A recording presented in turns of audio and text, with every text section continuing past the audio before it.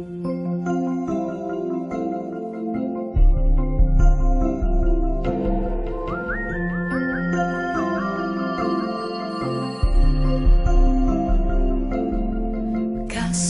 yang terindah,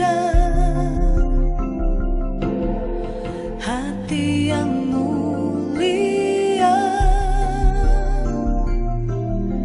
hanya ku temukan di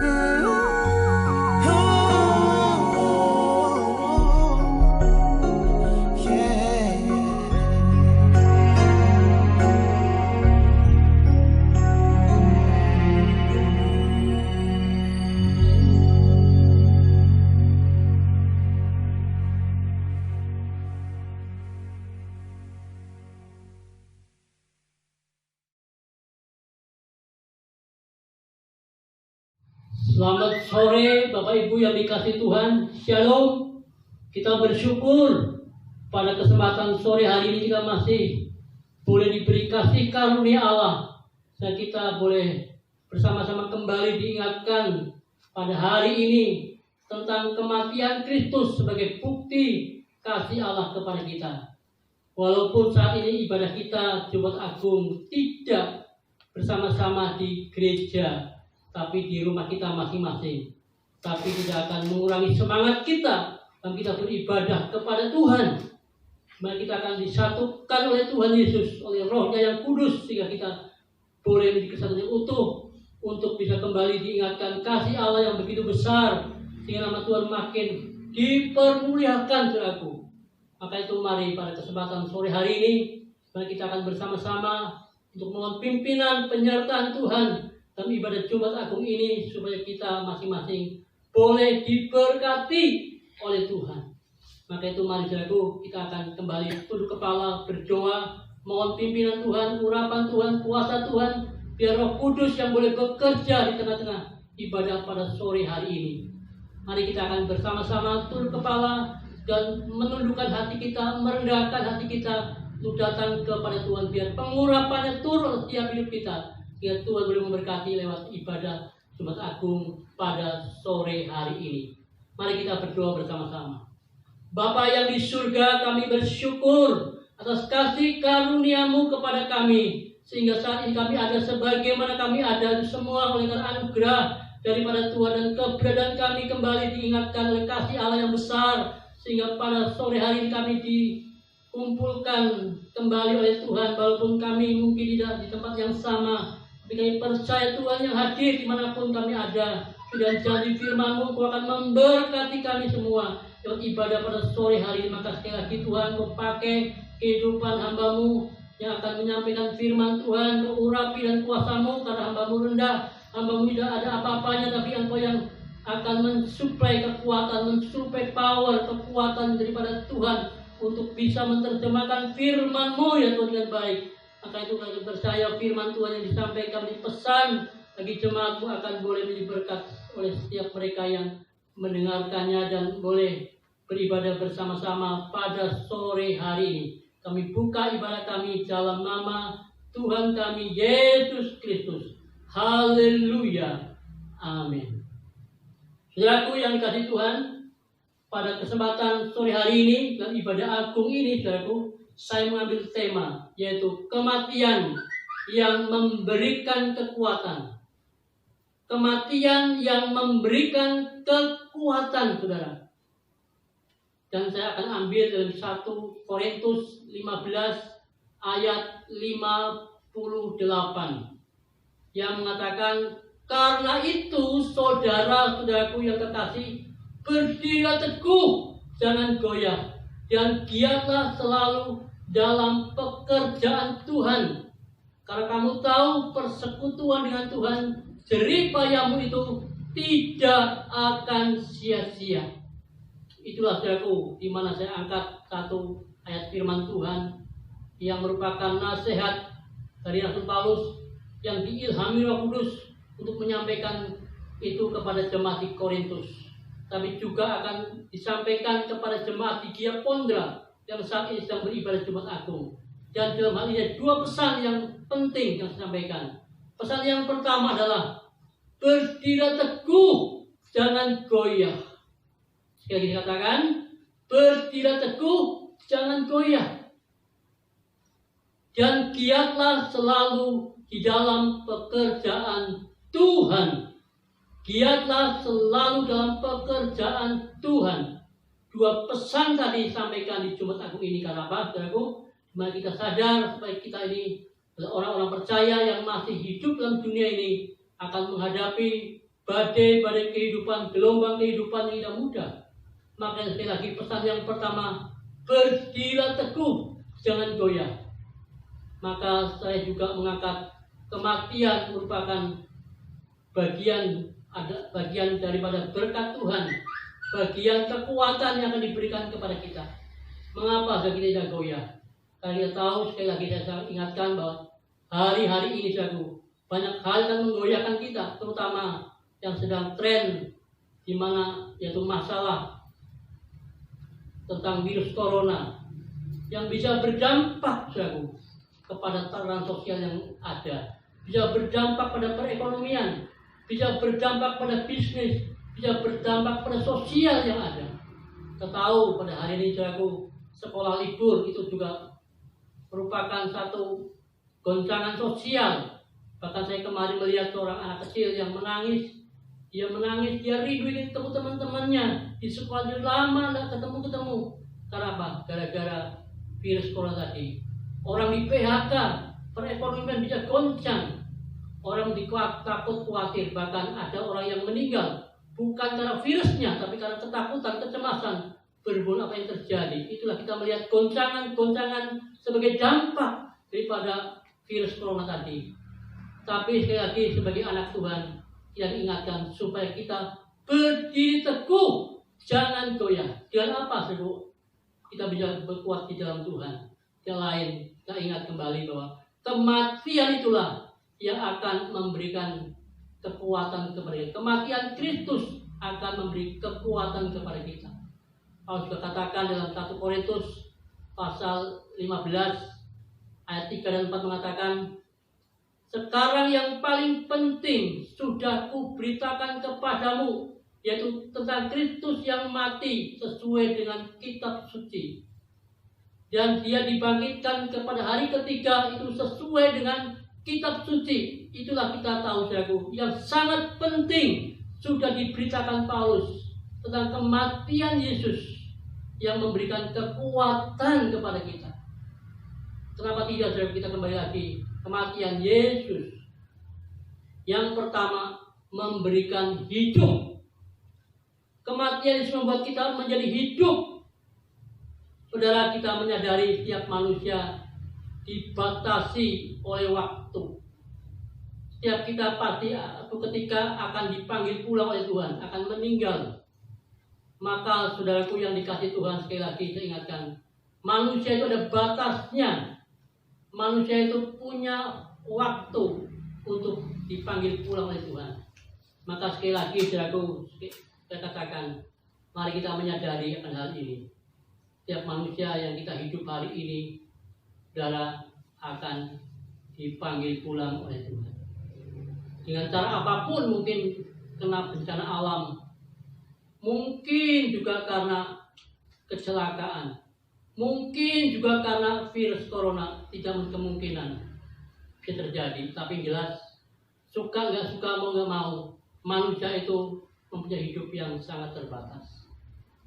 Tapi kita bersyukur, saudaraku, di mana kita kembali lagi melihat Yesus memberikan hidup yang kekal kepada kita. Oleh karena firman Tuhan berkata dalam Roma pasal 6 ayat 23 berkata, upah dosa adalah maut, tetapi kasih karunia Allah adalah hidup yang kekal. Maka itu Yesus pernah memberikan perumpamaan kepada kita. Kalau sebiji sawi dan jatuh ke tanah dan mati, tidak akan berbuah. Demikian kehidupan Yesus harus mati lebih dahulu, baru berbuah. Berbuah dalam arti orang-orang yang semestinya akan dihukum oleh Tuhan karena dosa-dosa mereka. Karena Ibrani 9:27 berkata kepada kita, manusia mati sekali, setelah itu datang penghukuman. Manusia mati sekali, setelah itu datang penghukuman. Itu jelas dikatakan dalam Ibrani 9 ayat ke-27. Jadi kalau mereka mati, mereka akan ada penghukuman. Tetapi bagi kita, orang yang sudah di dalam Yesus, kematian Yesus memberikan kepada kita hidup yang kekal. Maka tadi digambarkan dalam biji sawi tadi bahwa dia sudah mati dan bertumbuh dan berbuah. Dan kita termasuk menjadi buah-buah daripada Yesus. Buah kehidupan ada dalam hidup kita. Kita punya hidup yang kekal. Kalau orang yang di luar Yesus, di luar Tuhan, mati adalah awal penghukuman kekal. Tapi bagi kita, kematian merupakan awal kehidupan. Awal kehidupan yang siap untuk kita menerima kemenangan daripada Tuhan. Maka saudaraku, di hari-hari ini kita mendengar banyak berita tentang kematian. Walaupun mungkin kita belum dipanggil pulang seperti itu, tapi kita melihat di sana sini dan mendunia banyak orang meninggal. Kalau itu pun tidak menutup kemungkinan bisa terjadi dalam hidup kita. Kita tetap percaya kita ini sudah punya hidup yang kekal. Jadi kita tidak usah takut, tidak usah goyah. Tetap berdiri teguh, jangan goyah, karena kita sudah dijamin kehidupan itu di tangan Tuhan. Roma pasal yang ke-14 ayat 8-9 mengatakan, hidup dan mati adalah milik Tuhan. Hidup dan mati adalah milik Tuhan Yesus. Kita miliknya. Maka itu sekali lagi, tidak usah cemas, tidak usah takut. Sekalipun mungkin, sekali lagi katakan, tidak kemungkinan bahwa kita bisa dipanggil dengan cara itu. Tapi kita sudah mulai disiapkan. Tuhan punya rencana lebih indah di semuanya. Maka mari sekali lagi dikatakan, berdiri teguh, jangan goyah. Itu yang pertama, kematian memberi kekuatan kita supaya teguh, karena kematian memberikan buah kehidupan yang kekal. Maka itu mari pada saat sore hari ini sekali lagi, mari kita akan tetap kuat di dalam Tuhan. Yang kedua, saudaraku, kematian Yesus membuat kita lebih dekat dengan Tuhan. Dikatakan dalam Efesus pasal 2 ayat 13 mengatakan, tetapi sekarang di dalam Kristus Yesus, kamu yang dahulu jauh, sekarang menjadi dekat oleh karena darahnya. Kamu yang dahulu jauh, sekarang menjadi dekat. Ayat ini saudaraku mengandung dua pengertian. Yang pertama, kata dekat atau jauh tadi, yang pertama adalah merupakan kesatuan dari tubuh Kristus. Artinya apa? Waktu itu ada orang Yahudi, ada orang Yunani, ada orang Skit, orang barbar. Orang Skit, orang barbar itu sebagai preman, katakan kalau mungkin di Indonesia sebagai preman-preman. Orang yang jahat, yang tidak tahu belas kasihan, yang selalu berbuat tidak baik. Itu adalah orang Skit, orang barbar. Dan juga orang Yunani, orang yang lain, ada pemungut cukai yang lain. Kalau itu sudah di dalam Kristus, itu kita sudah jadi satu adanya. Maka yang dulu jauh, mungkin ras, suku, bangsa, dan seterusnya, kalau semua dalam Kristus, sekarang kita sudah menjadi satu. Maka tidak ada lagi orang cungkoren, indiren, tidak ada lagi. Dalam Tuhan semua satu adanya. Maka dalam setiap bangsa yang percaya kepada Tuhan, satu tubuh Kristus. Itu yang dulu jauh, sekarang mendekat. Dengan tujuan apa? Tidak lain untuk bersatu, untuk memuliakan Tuhan, untuk mengabarkan tentang kebaikan Tuhan. Dan disatukan gereja Tuhan ini. Terlebih juga di Gia Pondra, yang mana kita selalu menyerukan dan punya satu kerinduan. Gia Pondra bersatu. Mari satukan visi kita. Satukan iman kita untuk membangun tubuh Kristus, di mana engkau dipercayakan untuk beribadah, untuk memuji Tuhan, untuk menyembah Tuhan. Mari kita, keberadaan kita bukan cuma hanya untuk bersukaria saja, tapi kita sampaikan kabar baik. Karena kita sudah disatukan. Dulu saya dengan saudara-saudara tidak pernah mengenal, tapi saat ini tidak kebetulan kalau disatukan di Gia Pondra. Mari kita bersatu membangun pekerjaan Tuhan. Maka sekali lagi kita dekat dengan mereka, dekat dengan orang-orang yang mungkin dulu tidak kenal. Dekat yang kedua dalam arti, dulu Allah kita Allah yang transenden, yang jauh, jauh sudah terlampaui, tidak bisa terjangkau. Bahkan kalau datang pun, bukan kita yang mencari Tuhan, tapi Tuhan yang mencari kita. Maka Tuhan pilih bangsa Israel waktu itu untuk menjadi penghubung, sarana untuk bertemu dengan umatnya. Itu pun masih ada langkah-langkah untuk menghadap Tuhan waktu itu. Tetapi kita bersyukur dengan kematian Kristus, saudaraku. Kita diingatkan ada 3 peristiwa yang penting waktu itu.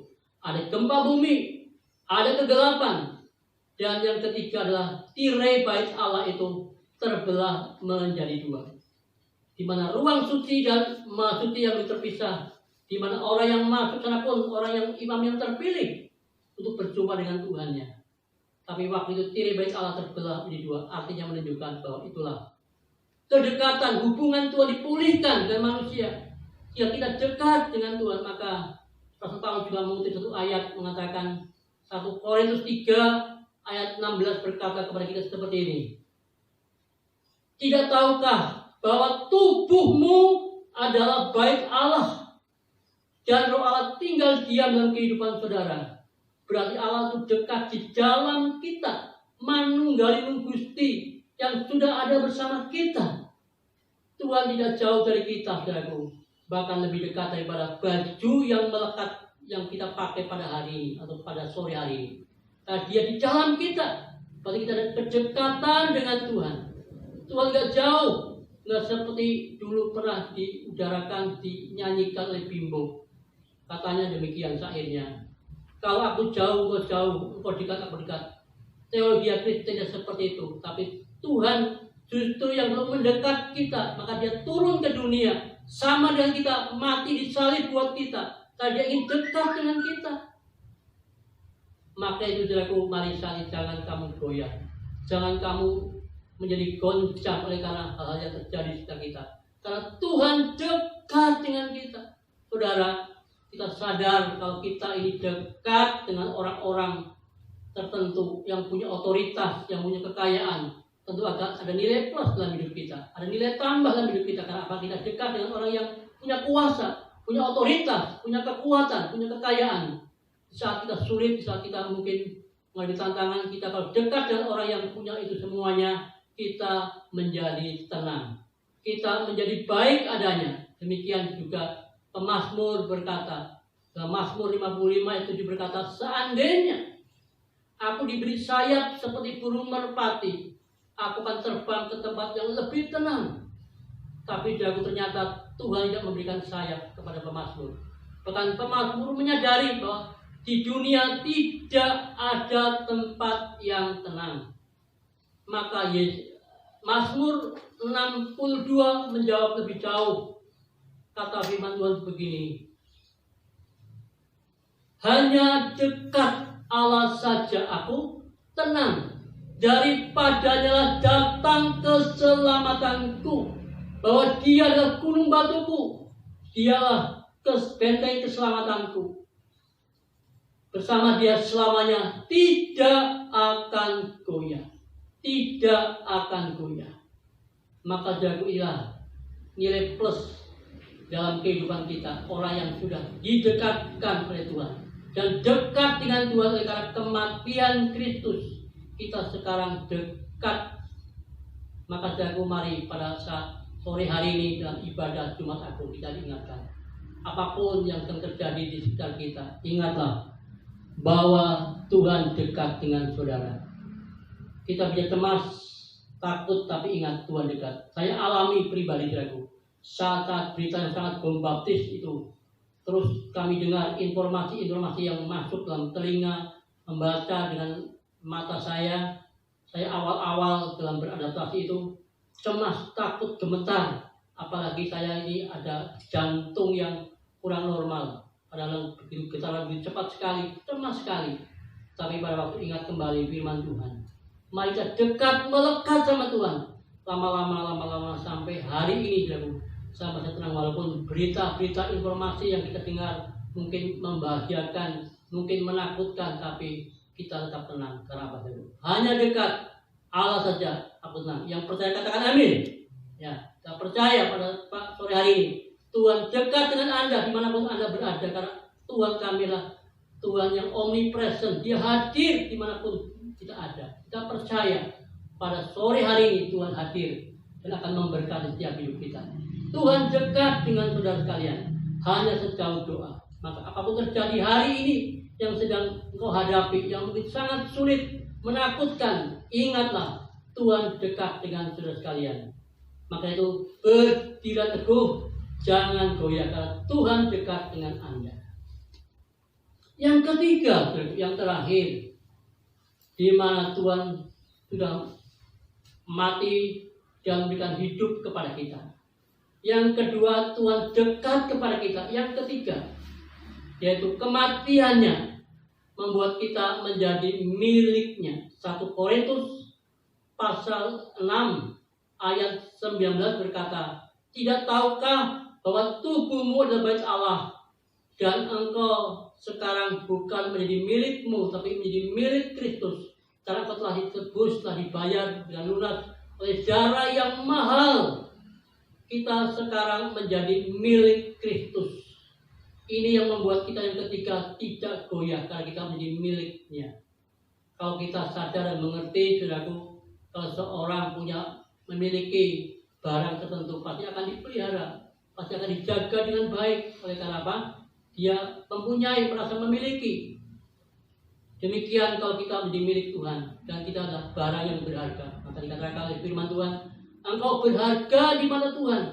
Tuhan mengasihi kita, maka dia turun ke dunia, mati buat kita karena engkau berharga. Dan engkau sekarang menjadi miliknya. Maka kami percaya, saudaraku, kalau kita menjadi miliknya, ada jaminan, ada garansi yang pasti. Jaminan dunia bisa meleset, jaminan dunia bisa tidak ditepati, tapi jaminan dari Tuhan itu pasti karena janji Tuhan adalah janji yang sangat perfect sekali. Maka itu sudah kita percaya.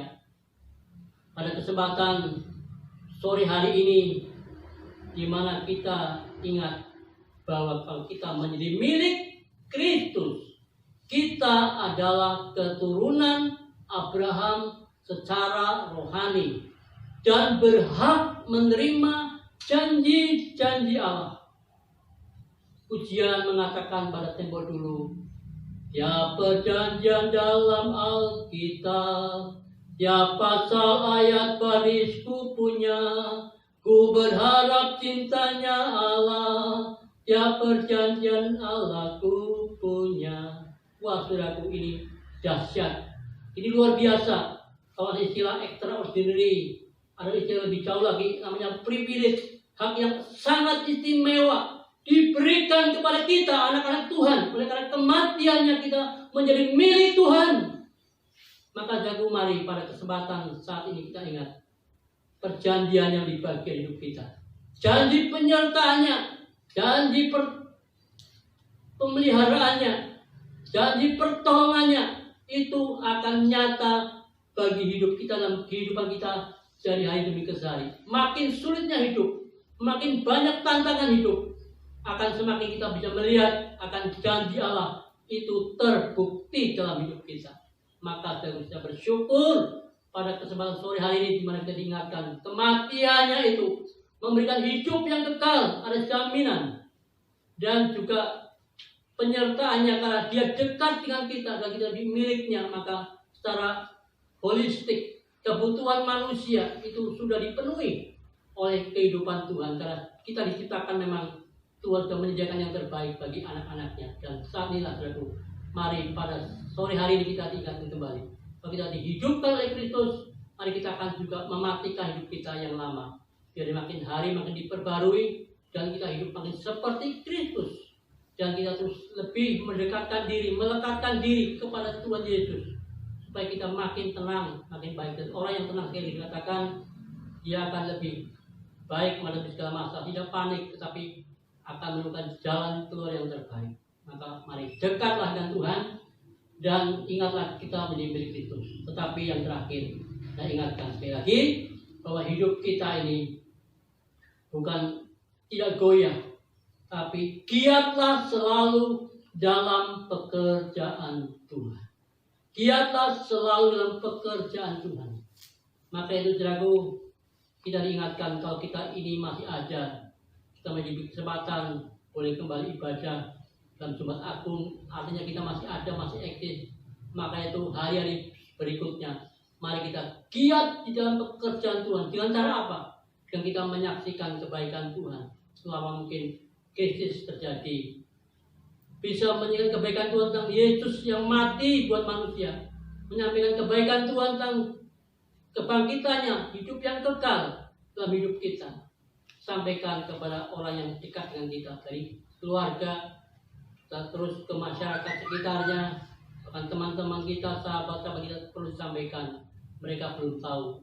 Sampaikan kebaikan Tuhan.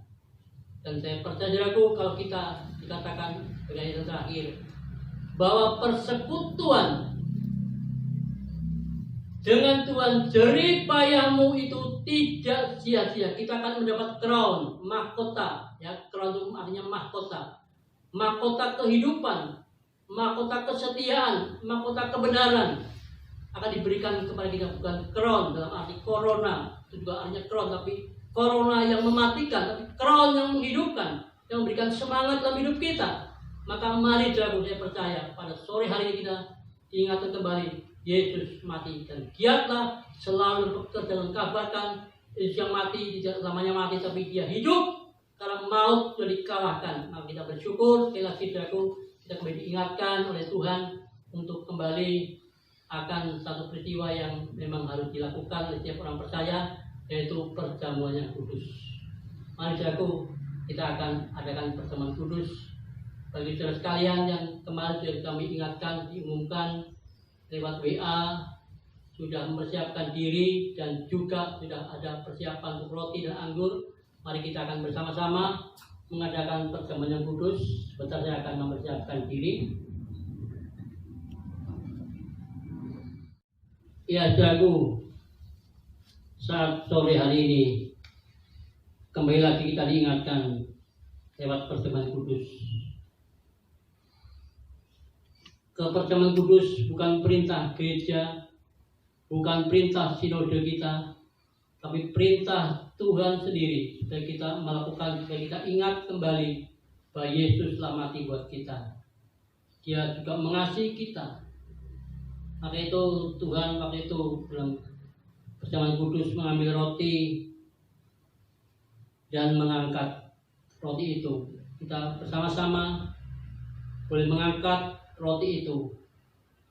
Dan Tuhan berkata, inilah tubuhku yang dipecah-pecahkan. Nah, dosa manusia termasuk kita juga di dalamnya. Maka itu mari kita akan bersama-sama untuk menikmati persekutuan dengan tubuh Kristus dalam perjamuan yang kudus pada sore hari ini. Mari kita akan makan bersama-sama di dalam nama Tuhan Yesus.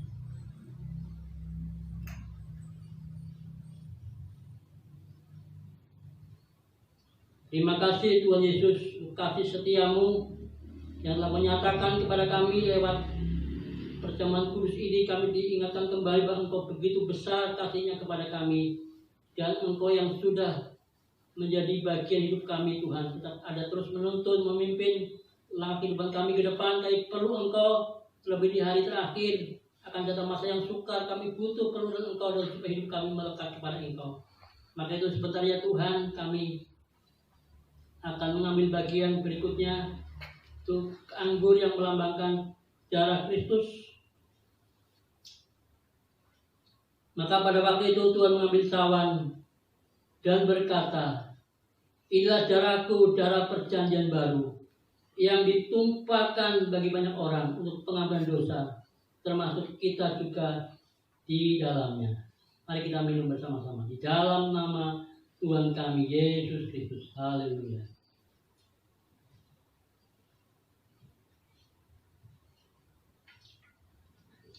Terima kasih Tuhan, sekali lagi kami bersyukur bahwa kami diberi kekuatan yang baru oleh kematian Kristus. Diingatkan kepada kami semua lewat firman-Mu yang kami dengar pada sore hari ini, supaya kami tetap berdiri teguh, tidak goyah dan giat dalam pekerjaan Tuhan, karena kematian-Mu telah memberikan kepada kami jaminan hidup yang kekal. Firman berikan jamin kepada kami lebih dekat dan melekat kepada Engkau. Dan firman-Mu mengatakan, mengajak kita supaya kita tahu bahwa kita telah menjadi milik Kristus. Maka sekali lagi Tuhan, urapi, pakai hidup kami untuk menjadi berkat bagi orang lain, karena kami harus giat melayani Engkau di waktu-waktu yang akan datang, supaya kami boleh menyaksikan kasih dan kuasa-Mu bagi banyak orang, untuk mereka mendengar bagian yang terbaik daripada Engkau. Terima kasih Bapa. Maka itu Kau berkati sekali lagi tiap-tiap kami yang sudah ambil bagian ibadah sore hari ini di rumah mereka masing-masing. Kami percaya Kau memberkati mereka, Kau menolong mereka untuk kehidupan hari demi kesehari. Bahkan hari-hari kami terus berdoa untuk keadaan kota kami Semarang yang saat ini banyak kali pergumulan, terutama pemerintah yang sedang mengatasi kondisi keadaan virus corona yang ada. Tuhan berikan hikmat kepada mereka dan berikan kepada mereka hati yang takut kepada Tuhan, dan mereka mengerjakan dengan baik, karena mereka tahu Pemerintah yang ada merupakan hamba-hamba Allah yang akan dipakai oleh Tuhan untuk urapi mereka, untuk berikan hikmat kepada mereka. Terima kasih Tuhan. Ini berdoa juga secara keseluruhan, secara nasional, bahkan mendunia ini. Tuhan, kiranya Engkau akan memberkati, menolong, memberikan kemenangan, penyertaan, sehingga mereka boleh tetap berada dalam Engkau ya Tuhan. Dan mereka boleh menyaksikan bagaimana Tuhan luar biasa. Tuhan yang telah mati, telah hidup untuk bisa memberikan kemenangan bagi orang-orang yang percaya kepadanya. Terima kasih Tuhan Yesus. Sebentar kalau kami akan meninggalkan tempat ini, kedatangan Tuhan tetap menyertai kita semuanya. Tuhan akan memberkati engkau, Tuhan akan melindungi engkau, Tuhan akan menyinari engkau dengan wajahnya, memberi engkau kasih karunia, dan Tuhan menghadapkan wajahnya kepadamu, memberi engkau damai sejahtera. Dalam nama Tuhan kami Yesus Kristus. Haleluya. Amin. Jadi Tuhan, selamat sore, selamat pulang. Tuhan memberkati kita.